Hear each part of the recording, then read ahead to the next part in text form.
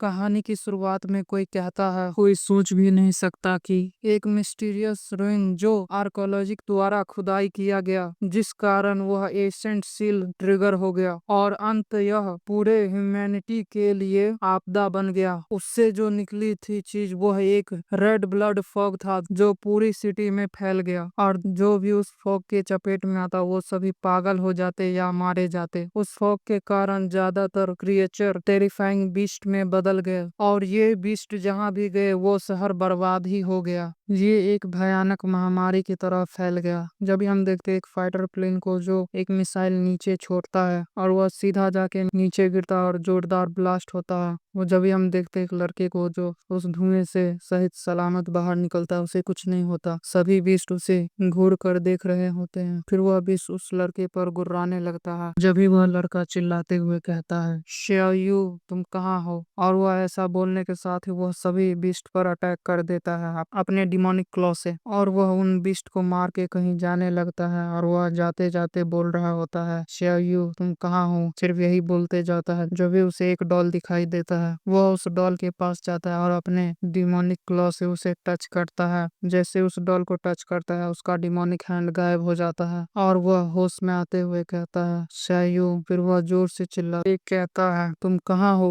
फिर हम देखते 3 दिन पहले का सीन जब ये सब शुरू हुआ था। कई जगहों पर ये रेड मिस्ट फिनोमेना हो रहा है, जिस कारण सिटीजन को कहा गया है कि वो ज्यादा पैनिक ना करे, जितना हो सके घर के अंदर रहे और अननेसेसरी आउटगोइंग को बंद करे। जब भी देखते एक कार में एमसी को जो बैठा हुआ तो उसके साथ एक लड़की भी होती है। जब भी एमसी के विंडो के पास एक सोल्जर आके कहता है, जल्दी से गाड़ी आगे बढ़ाओ। जब भी एमसी का डैड कहता है, वे पॉलिटिकल लोग झूठे हैं, उन लोगों की कही हुई बात एक भी सच नहीं है, उन्होंने पहले से ही सेना को तैनात कर दिया और अभी भी ये कह रहे हैं कि यह नेचुरल डिजास्टर है। जब भी वह लड़की कहती है, ब्रदर मुझे डर लग रहा है, एमसी कहता है हम ठीक है यहाँ। फिर एमसी बाहर देख के कहता है, ये बाहर कैसा हंगामा है। जब भी हम देखते हैं रेड मिस्ट को जो इसी ओर आ रहा होता है, जब भी अचानक से उस पुल पर धमाका होता है और एक गाड़ी सीधा इन लोगों के गाड़ी के ऊपर गिरने वाला होता है। एमसी अपनी सिस्टर को बचाने के लिए उसे अपने हाथों से कवर कर लेता है।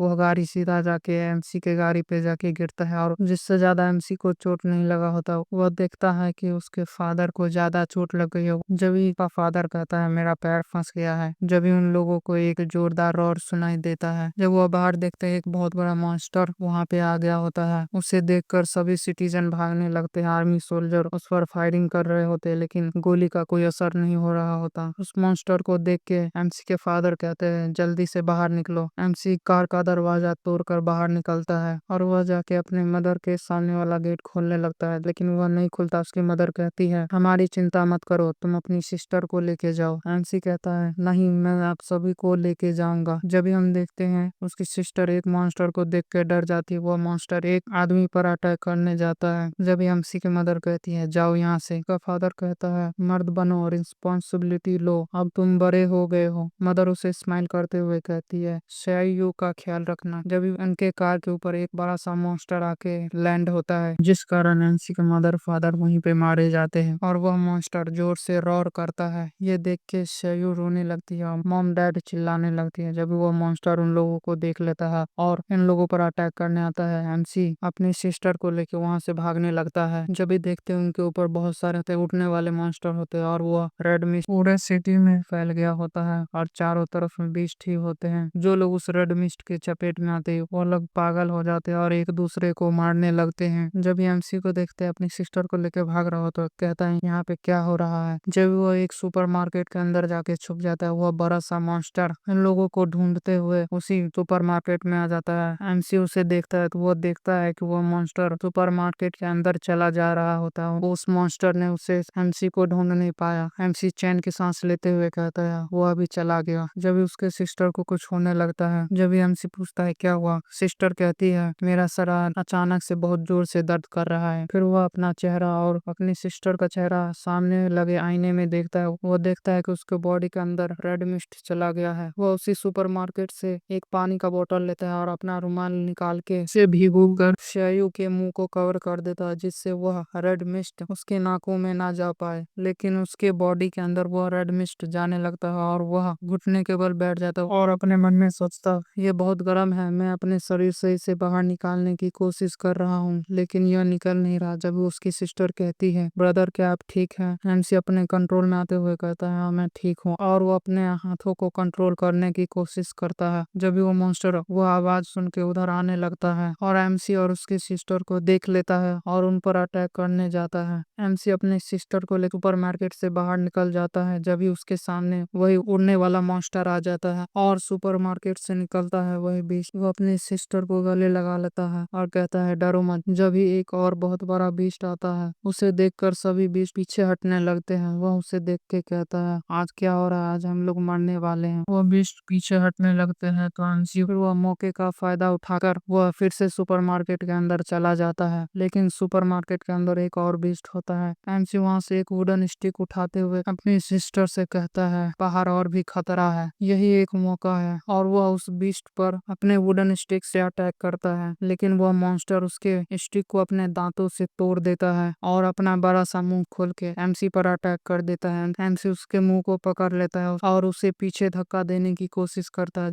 जब उस मॉन्स्टर को कोई एरो मारता है, ये और कोई नहीं शायू होती है। वह कहती है, ब्रदर क्या आप ठीक हो? मैं आपकी हेल्प करूंगी। जब भी वह मॉन्स्टर एमसी को छोड़कर उसकी सिस्टर पर अटैक करने जाता है, एमसी उसे चिल्लाते हुए कहता है, भागो यहाँ से और कहीं जाके छिप जाओ। एमसी उठकर अपनी सिस्टर को बचाने जाने लगता है, लेकिन उसके बॉडी में जो वह फॉग चला गया होता है उस कारण वह खून खांसने लगता है और वह अपना चेस्ट पकड़ के कहता है, यह अभी ही होना था। जब भी देखते हैं शयू गिर जाती है और वह मॉन्स्टर अपना मुंह खोल के उसे खाने ही वाला होता है। ये देखकर एमसी को बहुत जोर से गुस्सा आता है और जो उसने पिलर पकड़ा होता है उसे अपने ही हाथों से तोड़ कर गिरा देता है उसी मॉन्स्टर के ऊपर, और वह जंप करके उस मॉन्स्टर के पीठ पर आ जाता है और हम देखते हैं उसके अंदर से वही रेड फॉग निकल रहा होता है, जिस कारण एमसी आउट ऑफ कंट्रोल हो जाता है और वह अपने हाथ में एक रॉड लेकर उस मॉन्स्टर के सर में घुसा डालता है और वह बार बार उस मॉन्स्टर के सर में स्टैप करता रहता है। उसकी सिस्टर उसे देखती है और उसे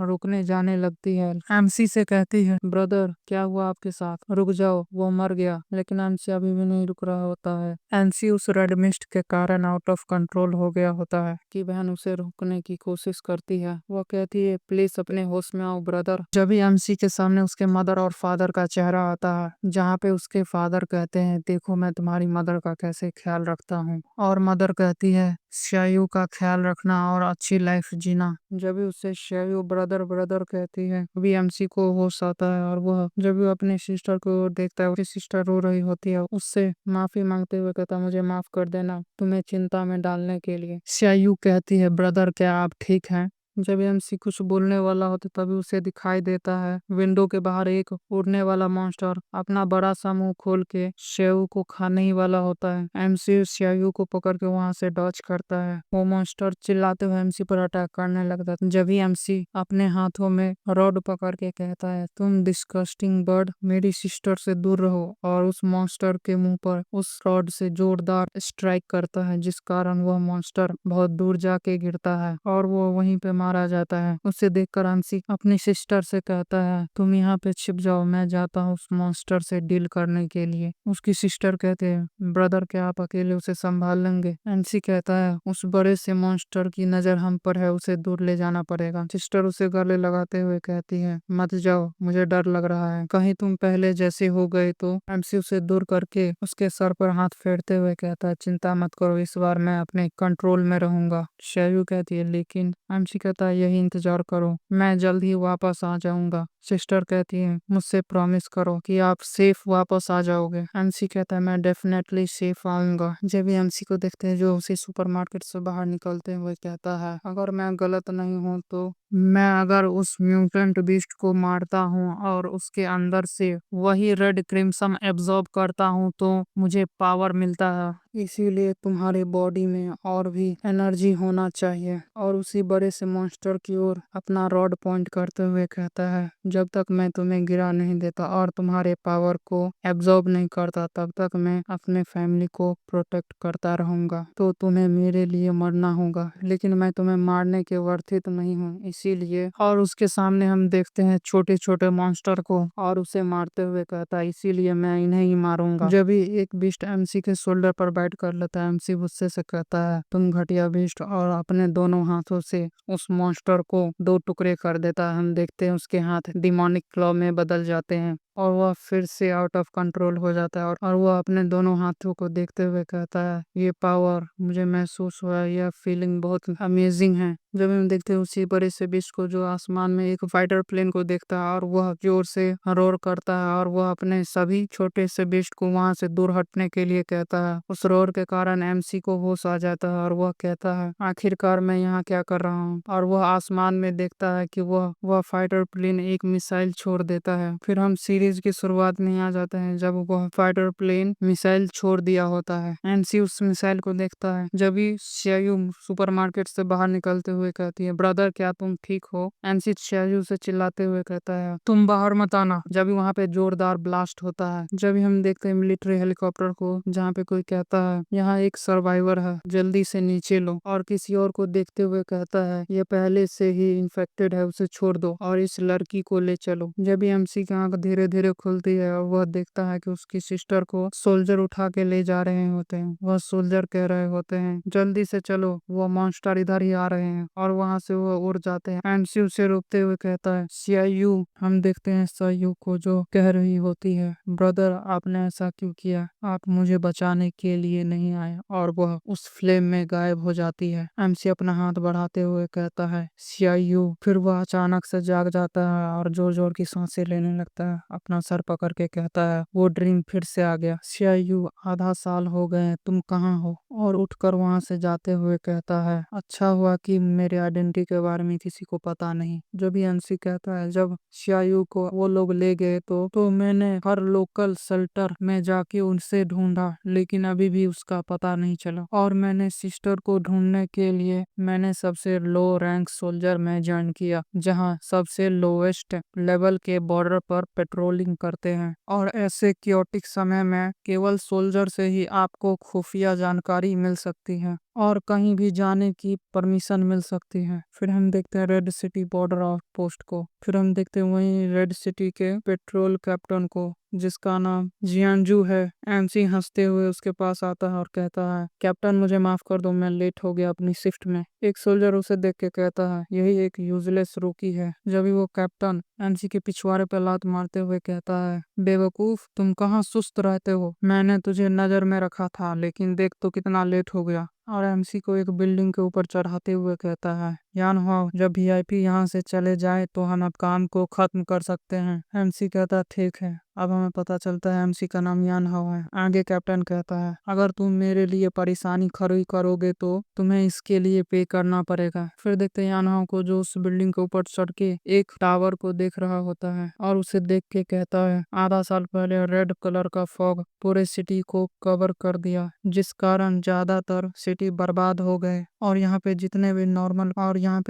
नॉर्मल क्रिएचर थे वे सारे म्यूटेंट बीस्ट में बदल गए। और रेड फॉग के साथ यह मिस्टीरियस स्कारलेट स्पेयर यहाँ आ गया। बचे हुए सर्वाइवर बॉर्डर के पार उस स्पेयर और रेड फॉग से दूर अपना अस्तित्व बनाए रखे हैं और उसी मॉन्स्टर के बारे में सोचते हुए कहता है क्या वह मॉन्स्टर अभी भी है। फिर हम देखते कैप्टन को जो कह रहा होता है स्पेशल रिस्पांस यूनिट वहाँ पे है इसीलिए हमें बॉर्डर पर निगरानी रखनी होगी। अगर वे लोग उन्हें उस लाइन के पार रोक नहीं पाए तो हम जैसे लो लेवल पेट्रोल मैन क्या ही कर सकते हैं। जब एक दूसरा सोल्जर कैप्टन से कहता है वे स्पेशल रिस्पांस यूनिट है, आप क्या सोचते हैं कि वो फेल हो जाएंगे। दूसरा सोल्जर कहता है एग्जैक्टली, क्या आप हमसे मजाक कर रहे हैं कैप्टन। उन्होंने परफेक्टली म्यूटेंट बीस्ट को लगभग पूरी तरह से कुचल कर यहाँ तक पहुँचे। फिर देखते हैं यान हाओ को जो अपने मन में सोचता है जैसा कि मैंने सोचा था इतने समय बाद भी मुझे इस रेड फॉग के स्मेल से नफरत है। ये मिस्ट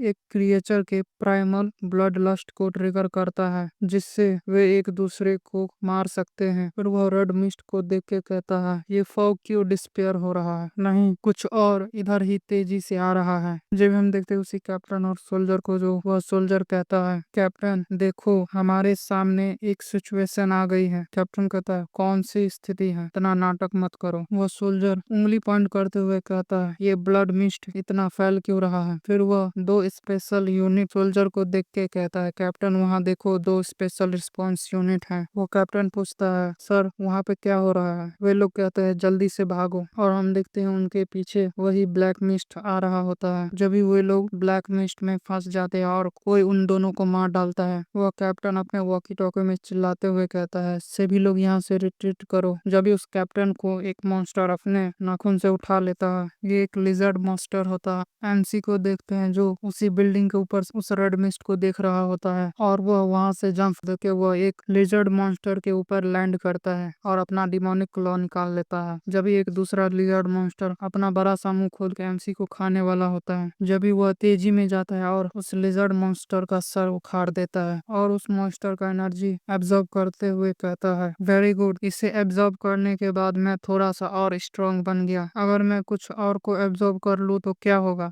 अब हम देखते हैं यानहाओ को, जो उस पावर को अच्छे तरीके से यूज कर पा रहा होता है। अब वह पहले की तरह आउट ऑफ कंट्रोल नहीं हो पा रहा होता। जब भी उसे चारों तरफ से लिजर्ड मॉन्स्टर घेर लेते हैं और वह अपने अंदर से वही रेड मिस्ट निकालते हुए कहता है, मुझे निराश मत करना। जब भी कोई उस लिजर्ड मॉन्स्टर के ऊपर कोई फायरिंग करता है, जिससे वह लिजर्ड मॉन्स्टर वहीं पे खत्म हो जाता है। एनसिड उस रेड मिस्ट में देख के कहता है, अब कौन आ गया? जब भी हम देखते हैं एक लड़की को जिसके हाथ में स्नाइपर होता है। ये ब्लेजिंग ब्लड स्क्वाड की कैप्टन सांग रयू है। एमसी उसे देख के कहता है, अरे नहीं, ये तो स्पेशल यूनिट है। और वो अपने क्लॉक को देखते हुए कहता है, मुझे इसे जल्दी चेंज करना होगा। हम देखते हैं सांग रयू को, जो उसी फॉग में एंटर कर रही होती है, उसके साथ दो और गार्ड होते हैं। वह उससे कहती है, किसी को भी जिंदा मत छोड़ना, सभी को एलिमिनेट कर दो। वो सोल्जर हाँ बोल के आगे जाता। जब भी उसे यानहाओ दिखाई देता है, यानहाओ अपना हाथ ऊपर करके कहता है, गोली मत चलाना, मैं पेट्रोल टीम से प्राइवेट यान हूँ। जब भी कैप्टन सॉन्ग रियून कहती है, 12 बज गए हैं, फायरिंग शुरू करो, और वह गार्ड फायरिंग कर देते हैं। हम देखते हैं यानहाओ के पीछे एक लिजर्ड मॉन्स्टर होता है, जो उस पर अटैक करने वाला होता है। वह बुलेट सीधा जाकर उस लिजर्ड मॉन्स्टर को जाके लगता है। एक सोल्जर कहता है, टारगेट को कंफर्म किया गया, हमने उसे खत्म कर दिया। फिर हम कैप्टन सॉन्ग रियून को देखते हैं, जो यानहाओ के पास आके कहती है, तुम्हारा वेपन किधर है?